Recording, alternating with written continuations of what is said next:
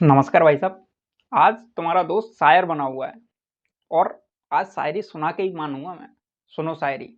अर्ज किया है ऐसे इस अर्ज किया है। ए मौसम तूने गजब खेल दिखा दिया। ए मौसम तूने गजब खेल दिखा दिया। फरवरी में अक्टूबर और मार्च में फिर से नवंबर फील करा दिया। अरे वाह वाह वाह, क्या बात है। शांति से सुन लेना पूरी और बताना कैसी लगी, ठीक है, तुरंत। अच्छा, फालतू की बात मैं कर क्यों रहा? अच्छा, फालतू की तो नहीं है, लेकिन ये बात मैं कर क्यों रहा हूं? अपन ने देखा कि फरवरी में यार बहुत ज़्यादा मतलब गर्मी सी आ गई थी अचानक। ठीक है ना, सर्दियाँ सही से पड़ी नहीं थी। जनवरी में अच्छी खासी सर्दियाँ नहीं थी। फरवरी में भी बिल्कुल ही गर्मी आ गई थी, बहुत ज़्यादा हीट फील हो रही थी। लेकिन मार्च आते ही अभी 2-4 दिन ही हुए हैं और 2-4 दिन होते होते ही अपने को अचानक से ठंडी ठंडी हवाएं चल रही हैं, पूरे नॉर्दर्न इंडिया में चल रही हैं।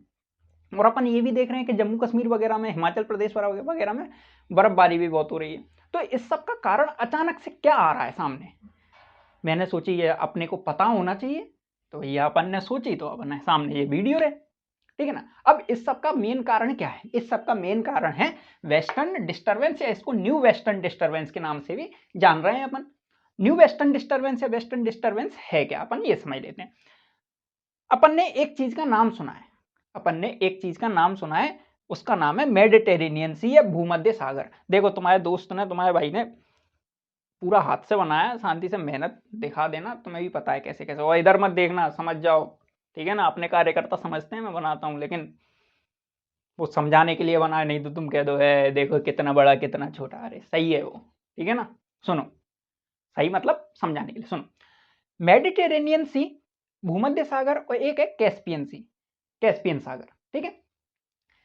मेडिटेरेनियन सी यूरोप और इसके बीच में, क्या बोलते हैं इसको, अफ्रीका के बीच में है। और कैस्पियन सी जो है वो यूरोप में ही आता है बेसिकली। अगर चाहें तो अपन इसको एशिया से भी थोड़ा सा कनेक्ट कर सकते हैं, बाकी पूरी तरह वो यूरोप में आता है। ठीक है, चलो आगे बढ़ते हैं। यहां पर जो कैस्पियन सी का खेल समझते हैं, कैस्पियन सी जो है वो सब ट्रॉपिकल रीजन में आता है। कहां आता है? सब ट्रॉपिकल रीजन में। अब सब ट्रॉपिकल रीजन में आने के कारण अब ऊपर से हवाएं आती हैं पोलर रीजन से। पोलर रीजन से हवाएं कैसी आएंगी? ठंडी ठंडी आएंगी। कैसी आएंगी? कोल्ड। ठीक है, पोलर रीजन से। और नीचे इक्वेटर, 0 डिग्री इक्वेटर से ऊपर की तरफ हवाएं चलती हैं। ऊपर की तरफ हवाएं चली। अब ये जब हवाएं चलती हैं, ये कैसी हैं? ये वार्म है या हॉट कह लो, वार्म एयर। ठीक है ना। अब इसके कारण क्या होता है, ये दोनों मिलकर के एक ऐसी चीज बनाते हैं जिसको अपन कहते हैं, यहां कहां पर लिख दूं, यहां लिख दे रहा हूं मैं, चलो नीचे आकर के, साइक्लोजेनेसिस। साइक्लोजेनेसिस। साइक्लोजेनेसिस क्या कंडीशन है? जहां पर साइक्लोन बन सकते हैं, जहां पर चक्रवात बन सकते हैं।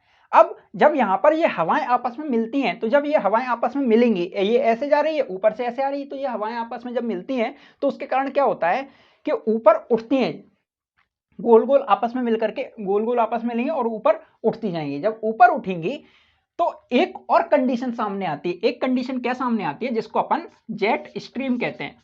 क्या कहते हैं? Jet stream. अब ये जेट स्ट्रीम क्या वाला है भैया? अब कुछ नहीं, चलो जेट स्ट्रीम क्या वाला है।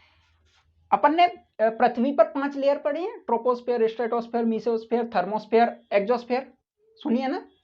तो ट्रोपोस्फेयर में सबसे नीचे लेयर पे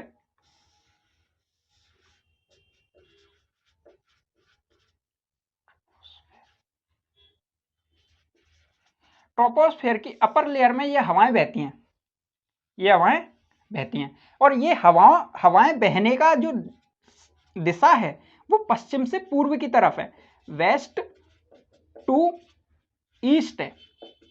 वेस्ट टू ईस्ट है, इस साइड से चलेगी भारत की तरफ। कोई समस्या है इसमें? इस साइड से चलेगी भारत की तरफ। तो जो ट्रोपोस्फेयर में ऊपर की तरफ जाएंगी ये हवाएं, साइक्लोजेनेसिस की हवाएं ऊपर उठ करके जेट स्ट्रीम से मिलेंगी। अब जेट स्ट्रीम की हवाएं लहराते हुए, गाना नहीं गाऊंगा बिल्कुल भी, ठीक है ना, क्योंकि मुझे कॉपीराइट आ जाता। और कॉपीराइट से याद आया भाई साहब, यूट्यूब भाई साहब, पीछे अगर गाने सुनाई दे रहे हो, मैंने नहीं बजाए, भगवान कसम मैंने नहीं बजाए, ठीक है ना, बगल वाले पड़ोसी के शादी है वो बजा रहा होगा, कॉपीराइट मत देना, बड़ी मुश्किल से देख लो, ये मेहनत करिए, ठीक है ना, कॉपीराइट मत देना, ठीक है। सुन लो, अब ये हवाएं ऊपर से उठते हुए जेट स्ट्रीम क्या है, वेस्ट टू ईस्ट चल रही है, भारत ईस्ट की तरफ है, ये हवाएं यहां से ऐसी आती हैं और ये हवाएं यहां टकराती हैं, ऊपर भी जाती है ना, और ये जब ये हवाएं यहाँ मेडिटेरेनियन सी पर पहुंची, मेडिटेरेनियन सी पर पहुंच करके जब हवाएं ऊपर चल रही हैं तो ये पूरा का पूरा पानी एवोपरेट होगा, बाष्पोत्सर्जन होकर के ऊपर की तरफ बढ़ेगा, ऊपर की तरफ बढ़ करके पानी के साथ में ये हवाएं भारत की तरफ चलती हैं। भारत की तरफ चलने के साथ में बीच में जितने भी सागर वगैरह मिलते हैं, जैसे कैस्पियन सागर है, कैस्पियन सी है, वहां से भी पानी वगैरह उठाते हैं, भारत की तरफ आते हुए सीधे सीधे हमारा जो माउंटेन रीजन है, इसका क्या नाम है, इन भाई साहब का नाम है हिमालयन रीजन। क्या नाम है इनका, हिमालयन रीजन। तो हिमालयन रीजन से टकरा करके नीचे की तरफ मुड़ जाती हैं, ये हवाएं यहां से ऐसे टकरा के मुड़ जाएंगी। कोई समस्या? और इसके कारण क्या होता है, इसके कारण पूरे भारत में, पूरे बांग्लादेश में, पूरे पाकिस्तान में और थोड़े से इधर म्यांमार वगैरह में भी पूरे के पूरी जगह पर अचानक से बहुत ज्यादा ठंडी हवाएं चलने लग जाती हैं, बारिश वगैरह होने लग जाती है और बर्फबारी होने लग जाती है, जैसा कि अभी हो रहा है या कुछ 2 दिन पहले हो रहा था, अभी भी आगे लगातार होने की संभावना है, ठीक है। और कभी कभी ये बर्फबारी या जो हवाएं तो नहीं, मतलब बर्फबारी या बारिश बहुत ज्यादा तेज हो जाने के कारण बहुत सारी प्राकृतिक आपदा आने का खतरा भी बढ़ जाता है। जैसे अपन लोगों ने बाढ़ बहुत बढ़ जाती है, जैसे अपन लोगों को अगर याद हो तो 2013 में केदारनाथ में बाढ़ आई थी, उसका कारण वेस्टर्न डिस्टरबेंस था। उसका कारण क्या था, वेस्टर्न डिस्टरबेंस था, ठीक है ना।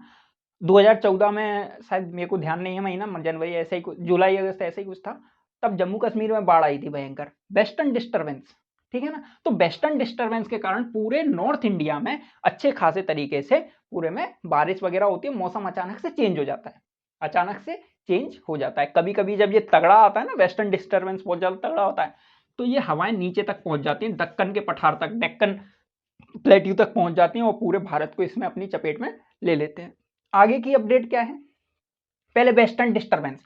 वेस्टर्न डिस्टरबेंस का वेस्टर्न डिस्टरबेंस नाम क्यों पड़ा है, वेस्टर्न डिस्टरबेंस, वेस्टर्न तो समझ सकते हैं, वेस्ट से उठ रहा है, वेस्टर्न, इसको हिंदी में पश्चिमी विक्षोभ कहते हैं। क्या कहते हैं, पश्चिमी विक्षोभ।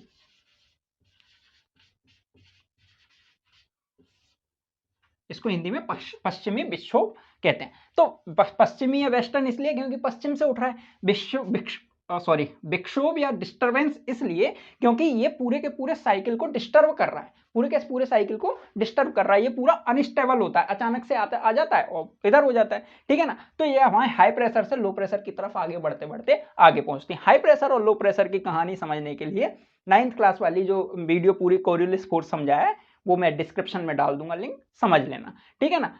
हालांकि आगे की अपडेट क्या है, आगे की अपडेट ये है कि अभी शायद लगभग 17, 18, 19 तारीख तक ऐसा मौसम रहने की संभावना है, लेकिन जो नया अपडेट आया है उसमें और कम कर दिया है, 15, 16 कर दिया है। और मध्य प्रदेश की बात करें तो ये बात सामने आ रही है कि धीरे धीरे चल करके ये लगातार मानसून नहीं, टेम्परेचर बढ़ने वाला है, ठीक है ना। तो टेम्परेचर लगातार बढ़ता जाएगा, ये हवाएं धीरे धीरे कम होती जाएंगी और ये पश्चिमी विक्षोभ धीरे धीरे डाउन होता जाएगा। तो ये अपन ने समझा पश्चिमी विक्षोभ या वेस्टर्न डिस्टरबेंस। आगे के लिए ऐसे ही वीडियोस देखने के लिए लाइक, सब्सक्राइब, फॉलो, शेयर करते रहें और कमेंट कर दें जो भी आपको सही लगे। धन्यवाद।